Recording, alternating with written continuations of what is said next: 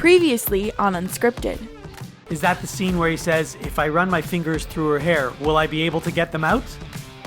Do you want to get him out? I'd like to be able to get them out.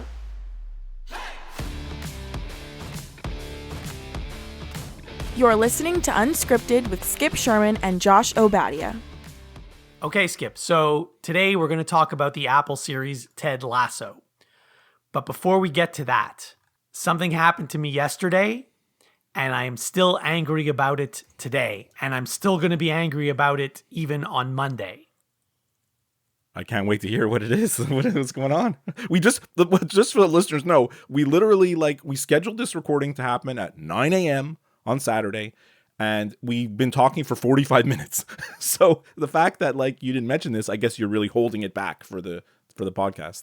Well, you always ask me, do I know how I'm going to start the show? And so yesterday I was going through a bunch of things and I'm like, oh, I could start with this, or I could start with this, or I could start with this. And then something happened last night around 6:30 p.m. and I'm still livid about it now. And I figured, okay, I have to start the show with this. Let's hear it. Bring it on. Lay it on me. I want to use this show for good. Yeah, of course. By that, I mean, I want to take down a huge corporation. Okay, let's hear it. Yeah. And that corporation is TD Visa. Really? Yes. So I went to the bank yesterday. I very rarely actually go into the bank. Yeah. I have no reason to go to the bank. I do all my banking online, and sometimes I use a bank machine, but even that's rare. So I had some extra cash because a friend of mine owed me money and they gave me cash, which I hate. So I just wanted to go deposit some cash, which I did, and everything was fine.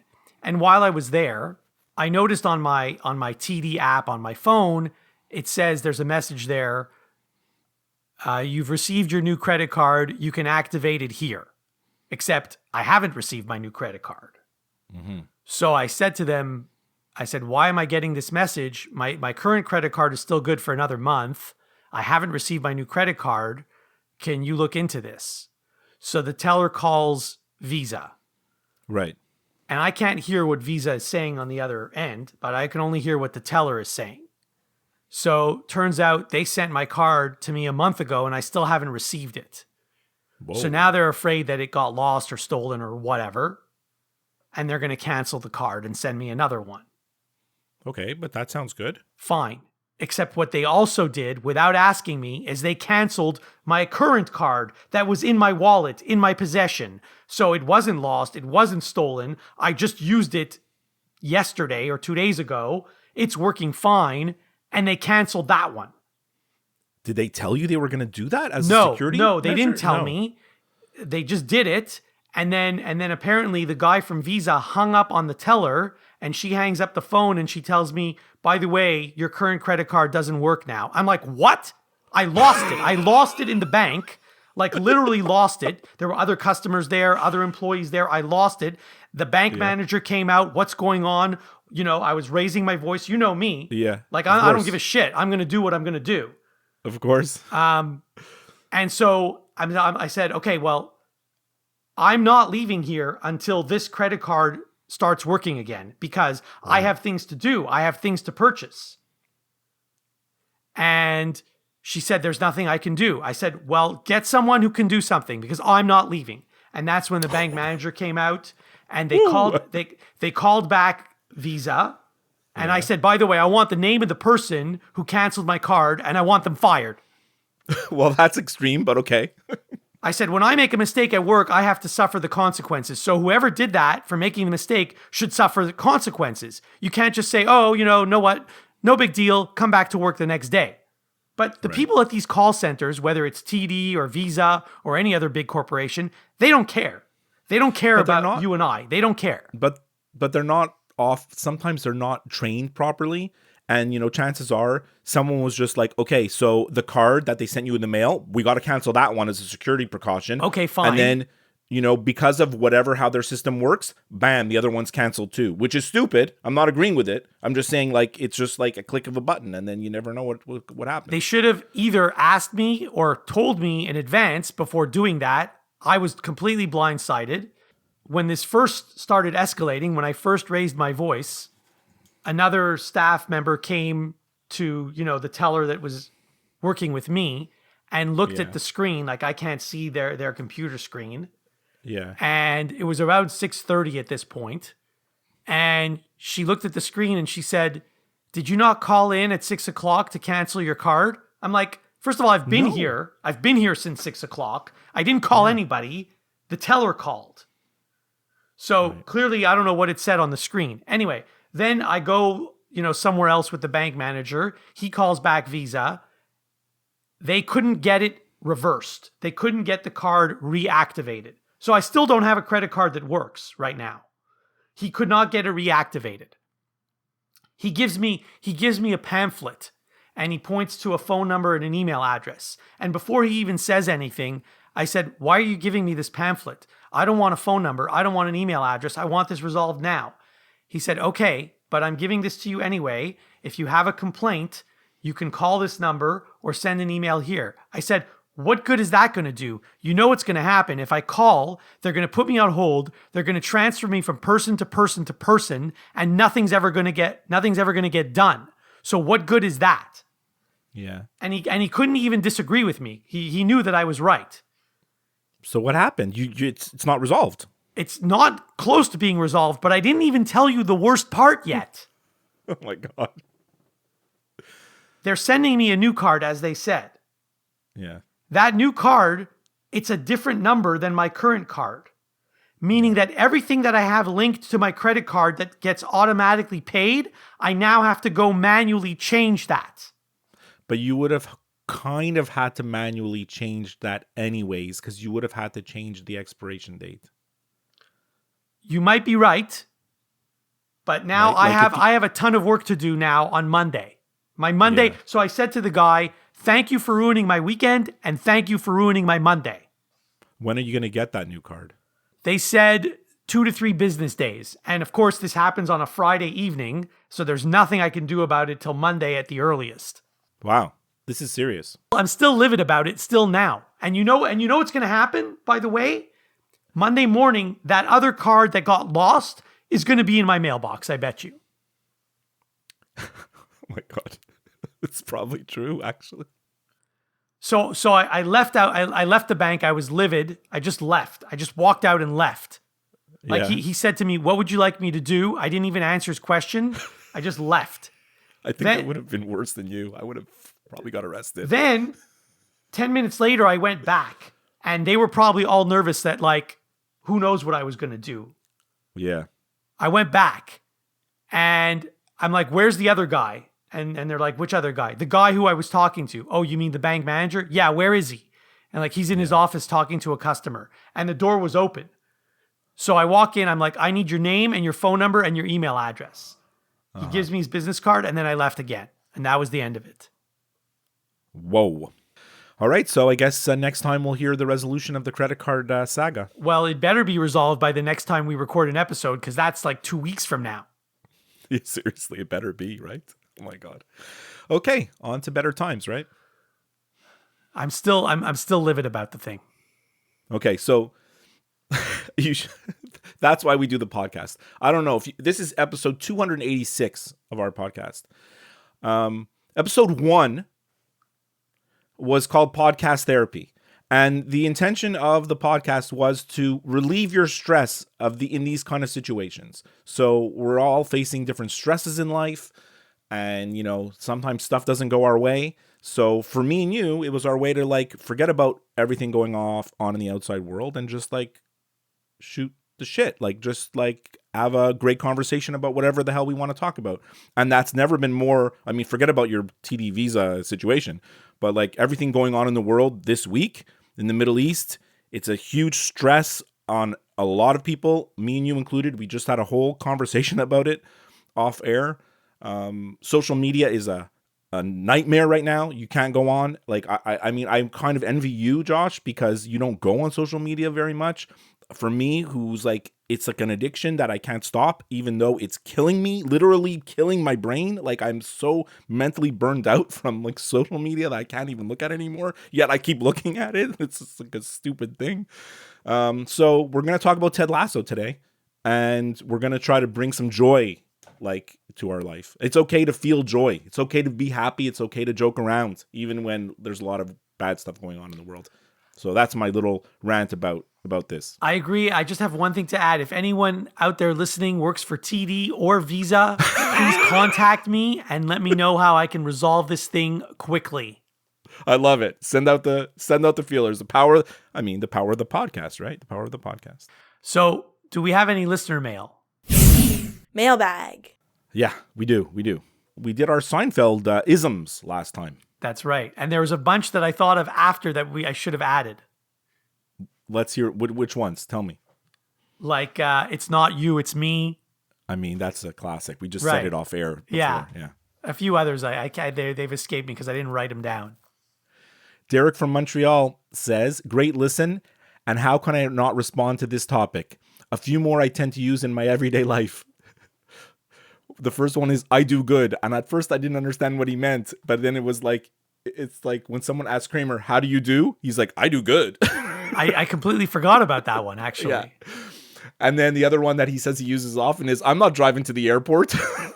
I'm not driving you to the airport. Yeah.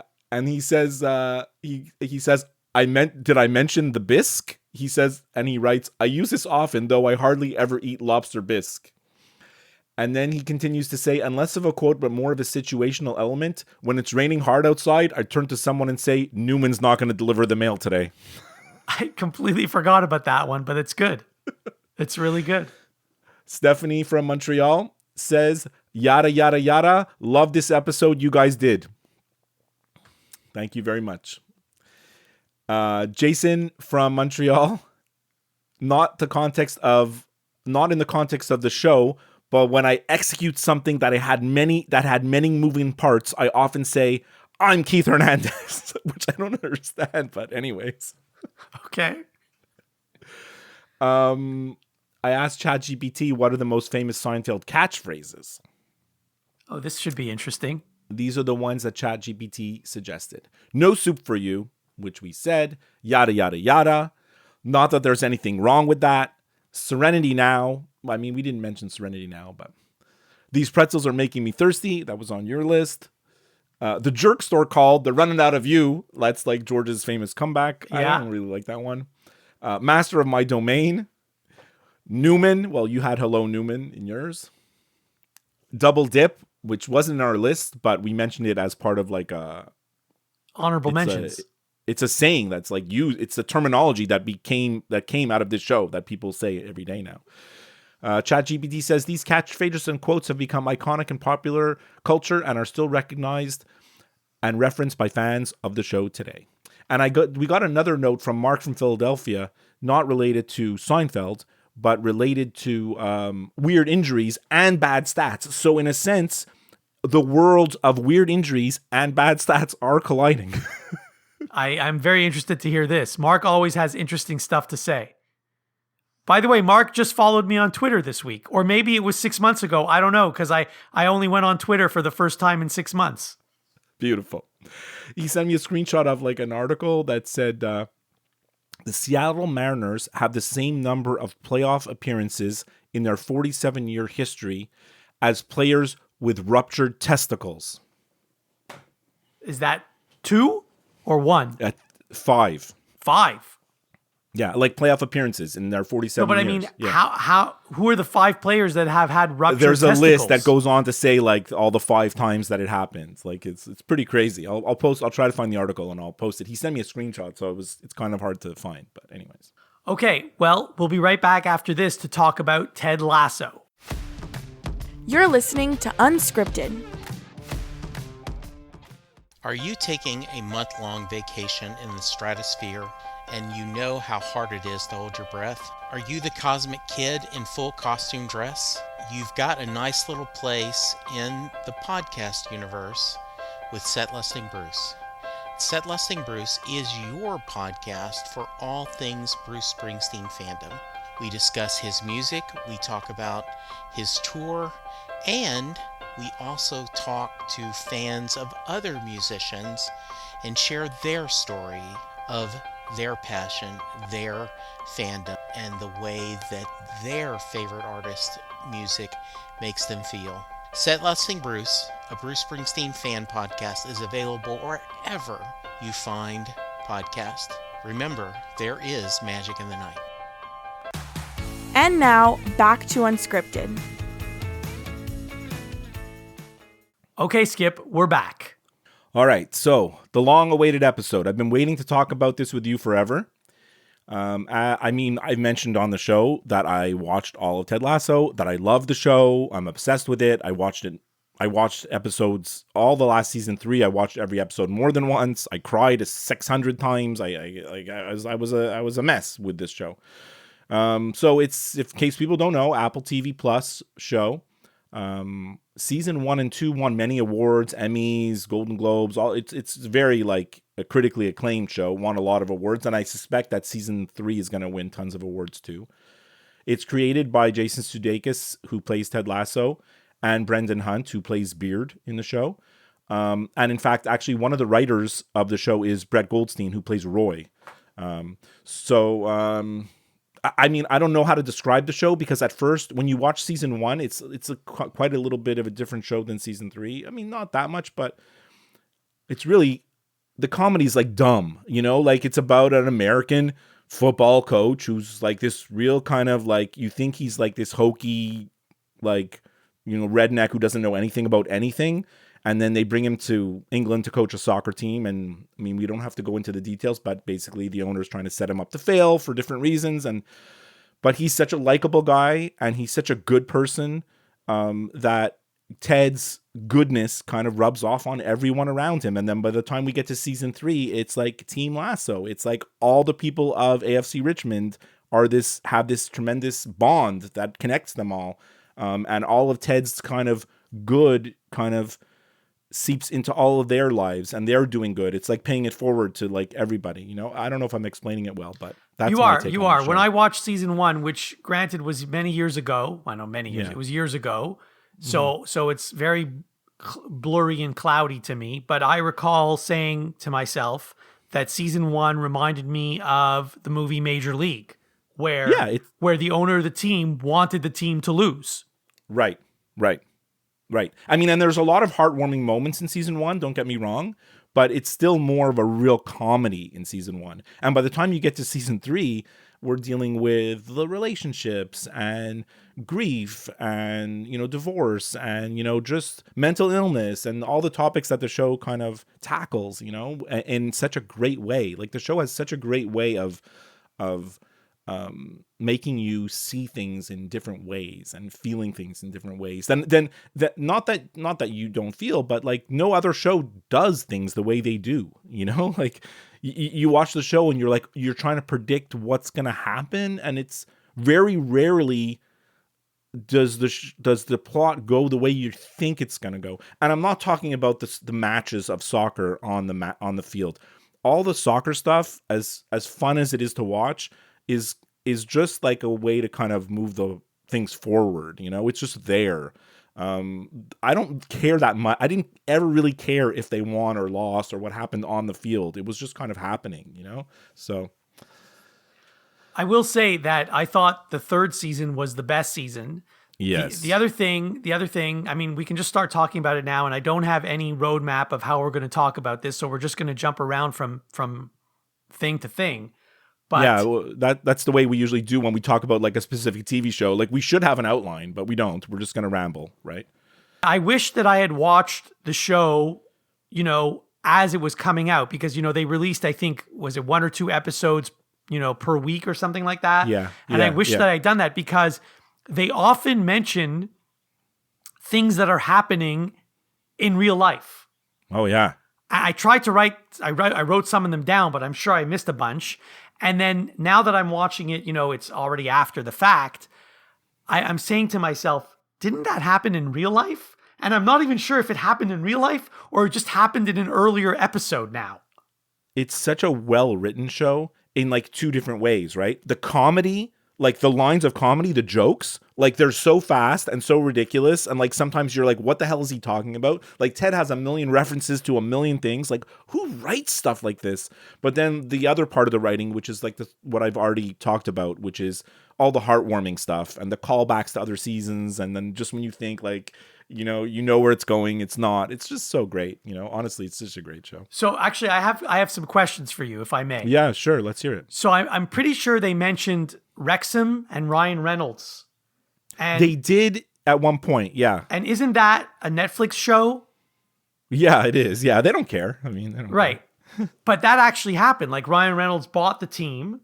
Oh, that's legit. Yeah, with someone, Ryan Reynolds and someone else. I don't even know who the other person is. The guy from It's Always Sunny in Philadelphia. His name escapes me. And they still own that team.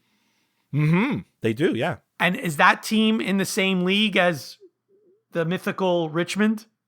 They are way far down. Like okay. Wrexham is in like the lowest possible division of soccer. It's like not even professional. They're in like a beer league almost, okay. right? Okay. But then like when Ryan Reynolds, there's a podcast you can listen to all about it. I forget where I heard it. They explained a lot, and they were promoted to the one higher division, but that's still like Division 4. Like they're still way down. Like right. they're not even close to being anywhere near where Richmond is. So the other thing that was interesting, and again, I'm jumping around from season to season and episode to episode, but there's an episode where the league takes a break and all the players go to play. Well, some players go play for their country, and so the goalie goes to play for Canada, and then Danny goes to play for Mexico, and Canada actually played Mexico in real life. I know. So I don't know if they put that in the show because they played each other in real life or it's just a coincidence.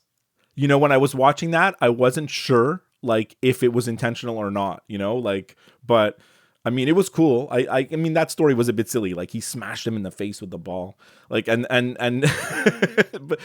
but it was good. Like I liked how they took the international break. It was like, they tried to like bring in some realism about the soccer to it, like they did a bunch of times. I wrote a few others down. Like there was one episode where they played against Manchester City and the actual manager of Manchester City was in the episode. Like how did they get him to do that? Yeah, his name is Pep Guardiola. He's like a real legend, right? So, and it's funny. Like, I guess they just paid him, or they got him to be in the show. It's kind of weird. And then you see like they're like fanboys. Him and Beard are so like they can't believe that like he talked to them and all this. But I mean, come on, like if you're the coach of the other team, he's gonna talk to you.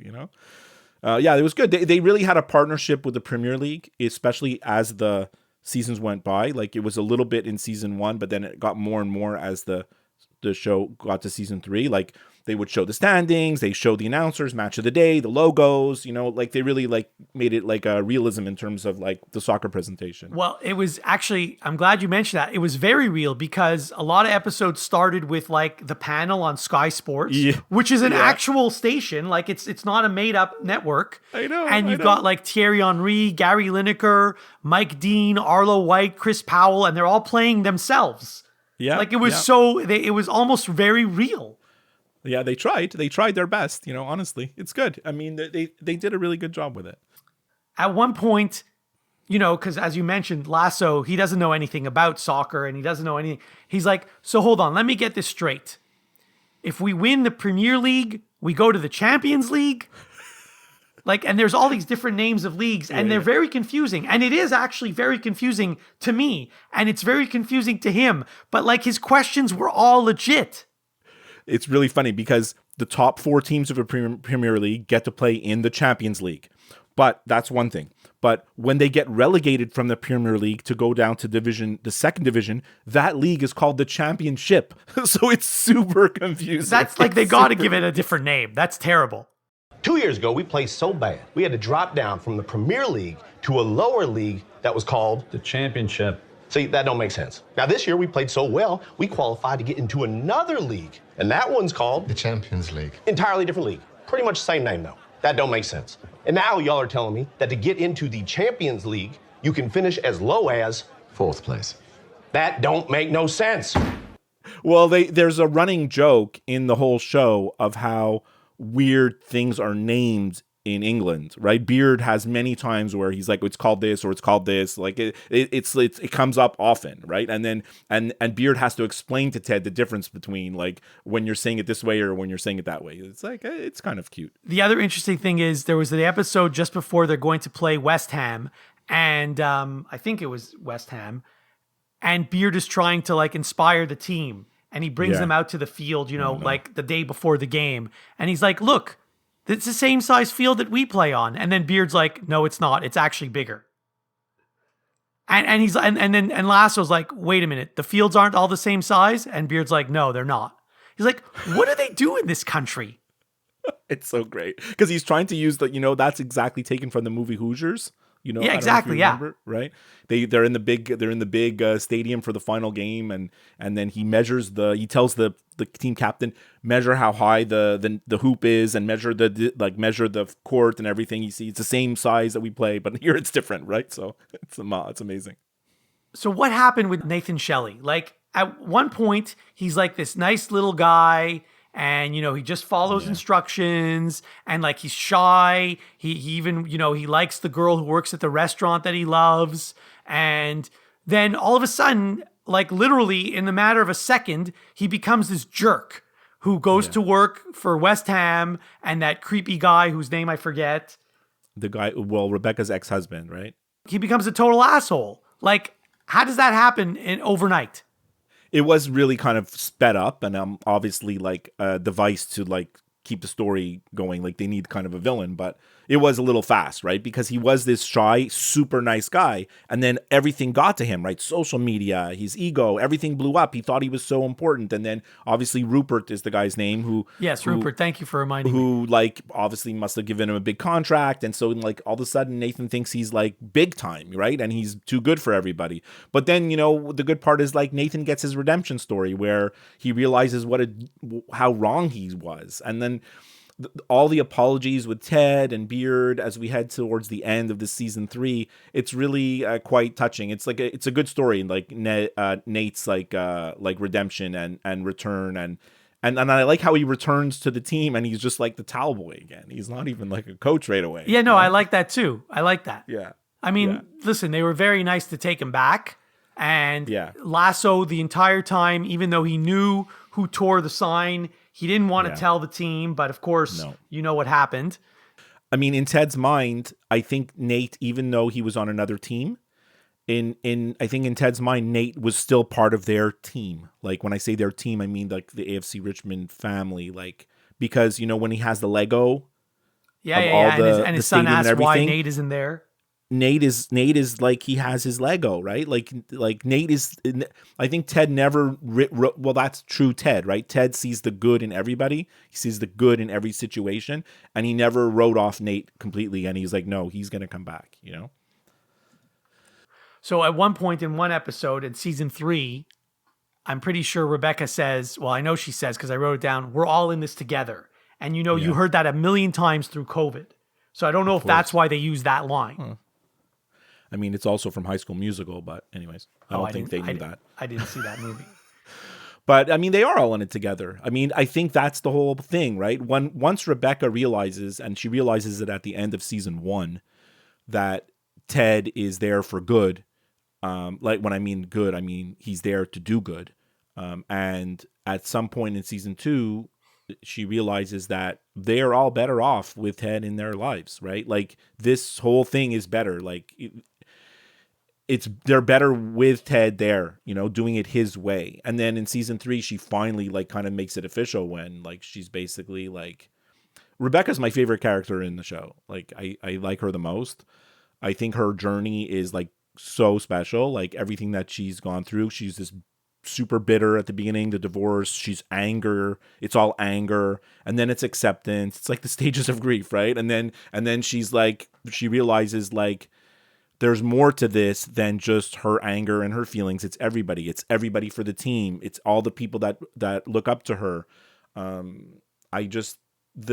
When she stands up to Rupert and the other African guy in the boardroom, like when they want to make their Super League, and she just like tells them off. Like, you guys are just, she realizes these are just little boys that have a lot of money, that have, you know, like they're just the same little boys that she, you know, played with in the schoolyard, you know, like it's a real like revelation, you know, for her. And then that's like her big moment when she finally stands up to Rupert, like at that meeting. I think that's when she kind of finds herself again. And, you know, like she sees herself in the mirror as the little girl. You know, like there's a lot of times where she's looking at herself in the mirror. She just thinks of herself as this little girl. She doesn't realize what a strong woman she is, right? And then it takes all the way to the end to realize that. And the scene that really, like, I lost it so many times, Josh. And I know it's silly, but the very, very end, when they're at the airport in the final episode, and the little girl is running. She sees the little girl running. And I'm thinking to myself, oh my God, that's the same. She's seeing herself. Like, what's going on here? Like, I thought she was seeing herself again. Like, she saw herself in the mirror. And then it's a real little girl that falls down. And then she helps her up. And then it's the daughter of the guy that she met in Amsterdam. I was like, oh my God, this, like, it's too much, you know? Like, how heartwarming could a show be? It's like over the top, over the top, over the top. So she's my favorite. Like, that whole Rebecca journey is really, really great, you know? You reminded me of something else I wanted to ask you about. Sure. That meeting where they're talking about the Super League. Yeah. And they kick the Russian guy out of the room. They kicked him out because I think everyone's kicking Russians out of everything these days. So that's another reference to what's happening in real life. Like, they had a lot of references to things that happen in real life. But that Super League thing happened in real life. That's what I was going to ask you. Didn't that happen in real life? This is my question. It did, because a bunch of not didn't come from an African team, but a bunch of the biggest teams in Europe all got together and they said, screw the Champions League. We're going to make our own Super League where we're all going to play and we're all going to make bajillion dollars. And there was such a backlash from the fans.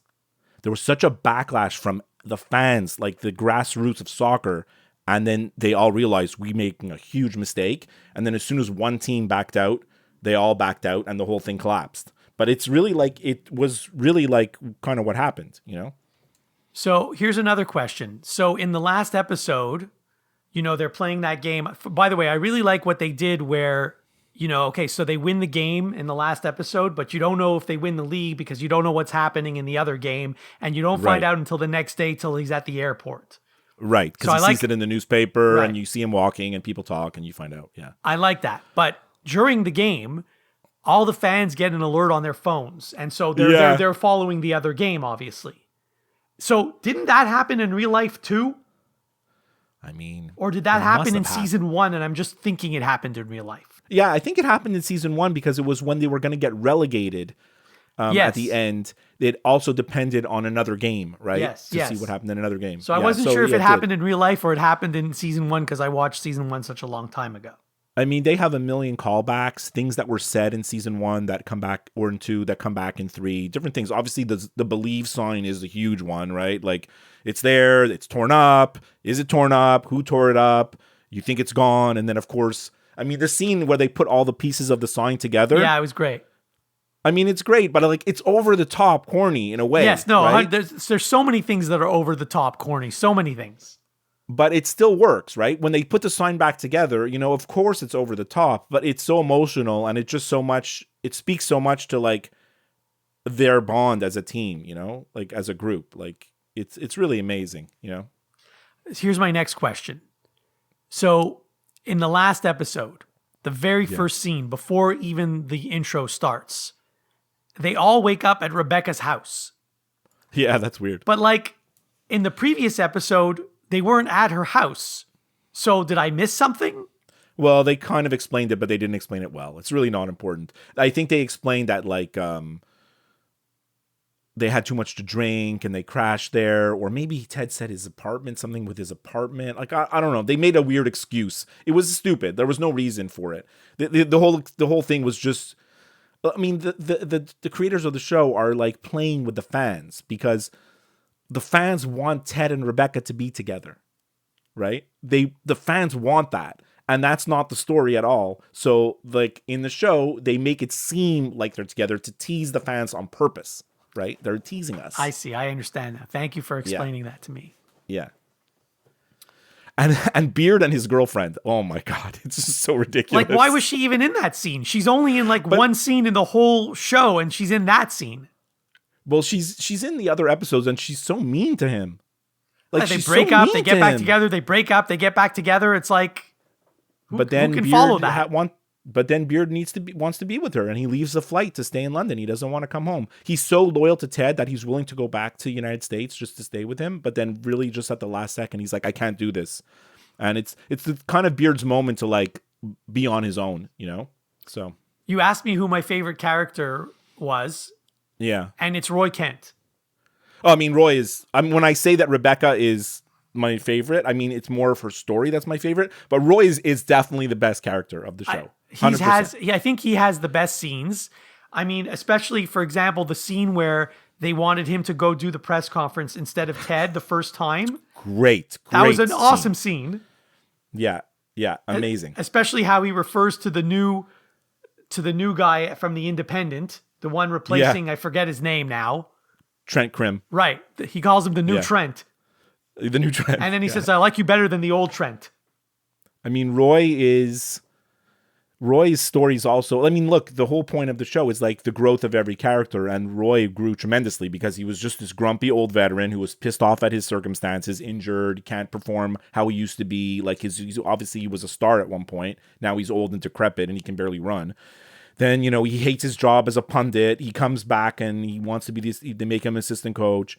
He has this whole relationship with Keeley, which is incredible too, right? Their story is awesome.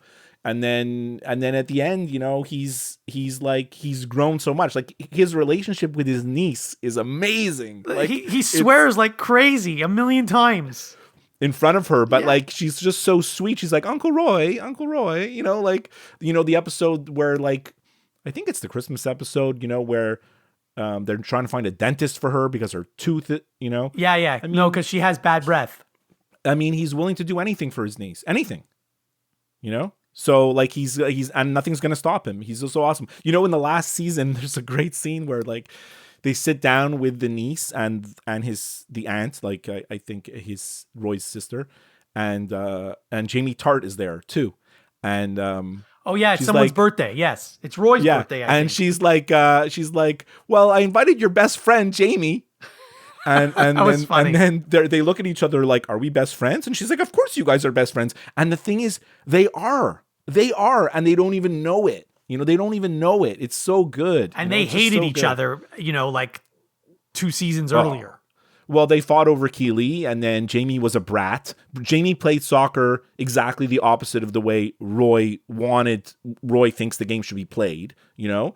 And so obviously Jamie's story is great too, because he grew a lot as a character too, in terms of being a player, like learning how to play as a teammate, but also just in his life, you know, like, and being like a man instead of a little baby, you know, like he was a little brat, like he was at the beginning. I like how in season 1, Jamie's like starts off and he's on like Love Island, you know, like he's a contestant on the show. It's really funny. There's one scene where the coaches are addressing the team in the locker room, and Roy, all of a sudden, he makes like 3 like Ted Lasso type jokes. Yeah. You know, like you know how Ted says. Yeah. And then Roy's like shaking his own head, like, "What have you done to me, Ted?" Right. It was a funny scene.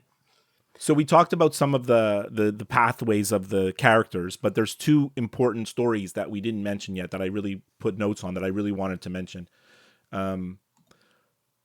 The portrayal of mental illness in this show is very special. It's really like, it's honest and open and different than you've seen on any other TV or movies, you know? Ted has panic attacks on the sidelines. He doesn't know how to handle it. He's stressed. He's getting divorced. He misses his family. He's going through a lot of stuff. They hire the psychologist to come work with the team, you know, in season 2. And he doesn't want her there, you know? But eventually, like his relationship, and her name is Dr. Fieldstone, which is really funny because, anyways, I'll tell you later. It's a reference to Sleepless in Seattle, because there's also Dr. Fieldstone in Sleepless in Seattle, who's the who's the radio talk show host that they call into in Sleepless in Seattle. It's also Fieldstone. There's a ton of romantic comedy references throughout all the seasons of Ted Lasso. There's a million Sleepless in Seattle, When Harry Met Sally. I don't want to get off on a tangent, but the relationship that he ends up having with the psychiatrist is really amazing. And it's kind of showing like, You know, if this was like a regular TV show, you'd be like, oh, Ted's cured. He's okay now. But that's not it. He's never going to be cured. He's never going to be cured. The whole thing is the journey. Like it's a process. He's going to have to work at his panic attacks forever. And maybe they're going to be better and they're going to be good for a while, but it's always going to be there. It's something that he's always going to have to work on, you know? It's really like a great portrayal of mental illness. And then the second thing, Colin, the gay guy, when Colin comes out to the team, that whole arc, it's like 2 or 3 episodes of season 3, is really amazing. It's absolutely amazing. Like, the episode where Isaac goes into the stands and starts to beat up a fan, like, that was shocking. I felt like I was watching like a real game with the real TV announcers, and it was so like graphic in a way, too graphic for this show, right? Like, it was out of character for this show. The whole way, like, Colin's relationship with Trent Crimm, because Trent helps him to come out to the team. And of course, Isaac is his best friend and he doesn't know how to react to it. And there's the speech that Ted makes, obviously, because he comes out and they're like, oh, okay, fine. No worries. Like, like you would say, like, okay, we don't care. You know, we don't care. You're you. We love you for you, you know, whatever. And then Ted says, no, we're not going to say we don't care. We're not going to say we don't care. And you don't know what he's getting at, but obviously you know that Ted is not homophobic and he's going to say something positive. And he's like, we do care. We care about Colin. We care about his feelings. We're not going to tell him we don't care. It's just an amazing speech. Like, it's so, so well done. I just absolutely love it. The point is, Colin, we don't not care. We care very much. We care about who you are and what you must have been going through. Yeah. But hey, from now on, you don't have to go through it all by yourself. I mean, we can get into a personal note. I mean, we have a good friend, came out to all his friends and told us all that in a letter that we got in the mail, we all got it in the same week, that he was gay. And I still have the letter now. And it's, I don't know if you still have it, but I do have it somewhere. I'd have to go look for it, but I'm pretty sure I kept it. It's heartbreaking to read because he is begging us to accept him. He's begging us to still be friends with him, one of our best friends. And he's begging us to still be friends with him. He thinks that in the back of our minds, in the back of his mind, he thinks that we're going to blow him off and that's it. You're gay. We're done with you now. And that was obviously the first thing from the truth, right? But that's still how he felt. I have to tell you, I'm obviously still friends with him. I love the guy, but he drives me absolutely crazy. And if I ever did drop him as a friend, it wouldn't be because he's gay, just because he's so annoying. 100%. He's the most annoying friend we have. Well, I mean, he's a 12-year-old boy trapped in a 55-year-old man's body. I mean, he was annoying before we knew he was gay. Yes. He is incredibly stressful to be around sometimes. But we love him for that anyways. You know, we do. That's part of acceptance. We do. Yeah. So those are the main themes that I want to talk about. I don't know if you want to talk about more or less. Like, we didn't even talk about Ted himself. I mean, I talked about the mental illness, but did you like how it ended where he went back home? And I mean, I did like that. And I mean, I sort of knew that was going to happen because you had seen the last episode before I even started watching season 2.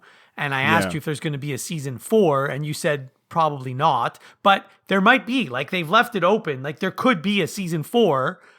You know, it might not include Ted. It might include Ted, you know, from a distance. But there could be a season 4. Who knows? I initially read that was it. That was the end of it. Ted is definitely not coming back. Like, Jason Sudeikis is not coming back. That we know for sure. But they still kind of left the door open to, like, possibility of a show called, like, AFC Richmond, you know, like, or something else using Rebecca and Keely and Roy or whichever characters wanted to be in the show, you know.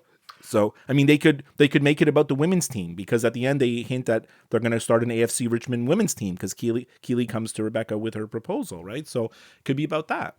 I really liked, when Trent Crimm is writing his book and then he gives the first copy to Lasso and Beard to read for their comments. Yeah. And Beard writes like 1 million comments in it and gives it back to him. And Ted writes one thing on the front. He's like, very nice. I would change the title. It's never been about me. It's about the team, and he does change the title. It becomes it was supposed to be the book was It was called The supposed to be Lasso the Way. Ted Lasso way, but he changed it to the AFC Richmond way, I think is what he Right. changed it to. Exactly. You're exactly right. And you know what? That sums up the whole show. It's not about him. It's about everybody, right? I mean, that sums up everything, right? So I'm going to just tell you one part of the story that I didn't like, and I'm going to tell you some scenes from, we talked a lot about season 3, so I'm going to just give you some scenes from season 1 and 2 that I really liked. I didn't like all the stuff with Zava. Like, that was weird. Like, it was supposed to be like Zlatan Ibrahimovic, I guess. Yeah, but, I think so. I mean, it was weird. I was kind of happy when he left and it was done, and I don't know why they did it, you know? Like, it was, I mean, they got to make 10 episodes, so they write stuff, and it's like, I'm thinking of it as like, oh, they're writing like this book that's going to change this story that's going to change everybody's life. It's a comedy. They're writing comedy, you know, come on. There's the episode in season 2 where Beard just has his wild night in London. I didn't like that episode at all, by the way. You didn't? No, I shouldn't say I didn't like it. I didn't understand the point of it because it didn't, like, you know how every episode sort of like the story moves along, the season moves along, and this was like, it's like everything paused all of a sudden, and the whole episode was just about him. I don't even know if any other the characters were in that episode. I don't remember, but I didn't really understand the point of it. Right. I mean, they tried to recreate it, and they did a better job, a different job. I don't want to say better, just different in the last season where they have their night in Amsterdam, but the whole team has their night, right? I like so that the team's one, doing actually. one thing. Yeah, the team's doing one thing. Ted is doing his thing where he's dreaming up like his plan for new strategy, which is basically an old strategy from the 70s. And then Rebecca, obviously, with the Dutch guy. I mean, that's like a big story, right? So season 2, there's the Christmas episode, which a lot of people didn't really like because they thought it was just like a weird Hallmark Christmas movie. I agree. I was going to say that, yes. The episode is called No Weddings and a Funeral. You know, they have this scene in the church where she doesn't know what to say at her father's funeral because she hated her father and she just doesn't know what to say. And then Ted starts singing Rick Astley, Never Gonna Give You Ups, really quietly. And then she sings like, she in front of everybody starts singing Never Gonna Give, Never Gonna Give, you know, like it's and then of course everybody starts singing. It's really, really sweet. I mean, that is also like, I know I'm repeating myself, but that's showing like Team Richmond, AFC Richmond, the family of AFC Richmond has her back, and he's telling her that, you know. Never gonna say goodbye. Never gonna tell a lie and hurt you. Never gonna give you up. Never gonna let you down. Never gonna run around to desert you. Never gonna make you cry. Never gonna say goodbye. Never gonna tell a lie and hurt you. Never gonna give, never gonna give. Give you up. Never gonna give, never gonna give. Give you up. Thank you. One of the episodes that I really liked was the episode with Led Tasso. Oh, that's amazing. I love that scene with Led Tasso. There's so many weird things that go on. Also, you know, like when they get on the bus that time and Beard's dressed as like, what is he dressed as? Like David Bowie, but not, I don't know. It's yeah, so he was weird. dressed weird. I don't remember what he was wearing. Yeah. There's tons of weird references. Like, we didn't even talk about all the comedy. There's so many amazing jokes. There's so many references. Like, it's the kind of show that you need to pause and listen to the jokes over and over to catch every one of them because there's so many. You know, like the comedy parts are so fast, you know, so they really come at you. I wrote down one of the jokes where actually they're in the bus and Beard says to Ted Lasso, pineapple percussions. And Ted's like, what's that? And then he figures it out. Doldrums. There's tons of stuff like that. Yeah. And Ted comes out and he's like, okay, today we're going to do this drill. It's called The Exorcist. And they look at him and it's like, because it's all about controlling possession. See, and I don't even catch all those. Some of the episodes, maybe all of them, they had like really interesting titles. Like There's an episode called Make Rebecca Great Again. There's Yeah, another episode yeah. called All Apologies, which is a Nirvana song. Yeah. Do the Rightest Thing is one of the titles of the episodes. Very good. I love it. Midnight Train to Royston, which is what it's I guess that's where they're going. Yeah. Smells Like Mean Spirit. I Don't Want to Go to Chelsea, which is an Elvis Costello song.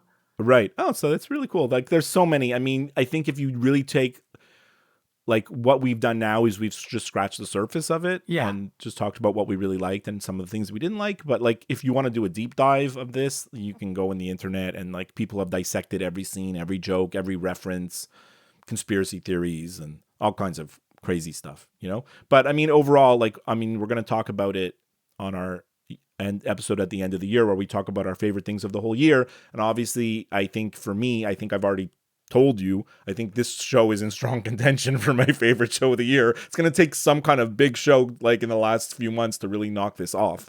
You told me it's not your favorite show, but I do feel like you did like the show still. I did like it, but there's like at least 3 good shows that I watched this year that are in the running for favorite show of the year. All right. Very, very good. Well, as Seinfeld would say, really very nice and good. Exactly. Okay, we'll be right back after this with some final thoughts.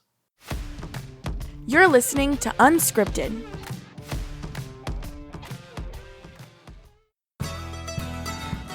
Do you know John Hyatt songs? Maybe you know them from being covered by Roseanne Cash, Three Dog Night, the Neville Brothers, Emmylou Harris, Eric Clapton, B.B. King, Jeff Healey, Bonnie Raitt, or literally hundreds of others. Maybe you have some of his albums on your shelf or in your cow-horned Cadillac right now. I'm Jesse Jackson, And I'm Sylvan Groff. and we're going to dive in from A to Z. Join us on the Perfectly Good podcast. We're going to discuss all of your favorites and uncover some forgotten gems, from Aces Up Your Sleeve to Zero House. Rate and debate every John Hyatt song on the Perfectly Good podcast. Have a little faith. Unscripted with Skip and Josh is available wherever you listen to podcasts. If you listen to the show through Apple Podcasts, please leave a review. To interact with the show, send an email to skipandjoshshow@gmail.com. Follow the show on Twitter and go to Facebook to like the show page. And now, some final thoughts from the guys. All right. Well, final thoughts for me. I want to give you an update, Josh, because when we last left the last episode, I told you that I started watching Only Murders in the Building season 3 and that I didn't like it. I do recall, yes. But that was after 2 episodes. So obviously we continued watching it. It got a lot better and it was actually pretty good. We really enjoyed it. I really enjoyed it. Are you finished the whole season already? Yeah. We finished it. Steve Martin is just brilliant. Like, Steve Martin and Martin Short are so freaking good. Like, they are so good. I'm going to see them, by the way, in concert, if you want to say concert, but I'm going to see them in concert. Like, it's in November 20 something. Like, I've had the tickets for months and months and months. So looking forward to that. Like, Steve Where's Martin, that? Martin Short. It's at Place des Arts, Style Wilfred Pelletier. Oh, you were just there, weren't you? Yes, that's really good, actually. So as a matter of fact, actually, I went to a concert not this week, but last week, Blue Rodeo, a band that we've referenced often, a very iconic Canadian band. My wife called me and she's like, "Did you know Blue Rodeo is playing tonight?" And I was like, "What?" And then she's like, "Do you want to go?" I'm like, "Well, let me see about tickets." So I log on to the site. There's like 10 tickets left. And I'm like, I just snapped them up. I snapped up 2 tickets, like right dead center on the, like, I mean, you know, that Place des Arts, there's like the floor and the balcony. So dead center on the floor. The tickets I have, I feel like they were being held for someone and they were probably just released like literally that day. Right, yes. You know, because to be like 15th row dead center, like, come on, that's not an accident that there was tickets available there, you know? So it's kind of weird. Concert was amazing. Concert was great. They're still great. Love them. It was really fun. I'm just surprised you knew how to get downtown because it's been, 20 years, 30 years since you've been there? Well, not exactly, but yeah, driving downtown is an adventure because the roads aren't the same as they used to be. Like the routes that we used to take, like they don't exist. Highways changed, exits changed, things look different. You know, I mean, I'm exaggerating. I mean, I know you are also, but like, the city's obviously changed over the years, but like that whole area around Place des Arts is completely changed. I didn't know what the hell was going on. Yeah, it's completely different. And the other thing, final thoughts. I don't know if you have anything. We talked about it off air. I'm completely invested in the Major League Baseball playoffs, as I am every year. Like the baseball playoffs are always great, but this year it's all about the Phillies. Like I'm sucked in by the Phillies, the fans in that stadium. It's wild. All the songs they sing. I just love Bryce Harper. I just love his story. Like I tweeted this week, like on behalf of us, it was like, Bryce Harper is the best hitter in baseball, period. You can fight me on that. I don't care what anybody says. He is the best. When you need a hit, that's the only guy I want up there. So honestly. I agree with you, but we have to mention his base running blunder in Game 2. So as anyone who's ever played baseball knows, if there's a fly ball and you're not sure if it's going to be caught or if it's going to drop, you certainly don't round second base and start going to third until you know. All he had to do there was stand on second base, watch the play, because it was deep, deep, deep center field. And if the ball is caught, he goes back. And if not, he goes to third. He even admitted that he made a mistake, which I appreciate that, because there were other baseball analysts saying that he shouldn't be blamed, but he should. And he took the blame. He took the responsibility like a man. He knew he screwed up because they teach you that in Little League. Like there was actually no advantage to gain for him by rounding the base. Correct. Because if he just stops on second base and the ball is not caught, he's still going to score. Well, he might have to stop at third. I don't know. Well, I mean, that was so deep in center field. Like the ball's going to bounce around the outfield. Who knows what's going to happen? You know what I mean? Like, but by the way, because of that play, you heard what happened. The shortstop on the Braves made a comment in his clubhouse, like, "Attaboy, Harper." And then Harper hears about it, and then T-shirts were printed up, and then Harper hits 2 home runs in the next game and stares down the shortstop as he's rounding the bases. The brilliant thing is the mind of entrepreneurs. There's some guy at home that hears the next morning that hears the story about Attaboy Harper from the coming out of the Braves clubhouse, and he's like, "I'm gonna print T-shirts." Good for him or her. I mean, I thought it was a great story, but the first thing that pops into my mind isn't like, let's make T-shirts and sell them. It's just amazing. Very funny. I love it. So, looking forward to the next round. Obviously, Philadelphia, Arizona, and then the Battle of Houston, which is Texas and the Houston Astros. So, I think both series should be interesting. All right, that was a whirlwind episode. I feel like we talked a lot. It's like my head is a bit spinning of Ted Lasso, but I love that discussion of Ted Lasso. I'm so happy we finally got to talk about it. It was great. Love it. Me too. I like when we do a recap of a series. I like it. Yeah, it was fun. It was really, really fun. Thanks for that great discussion, and speak to you next time. Have a great week.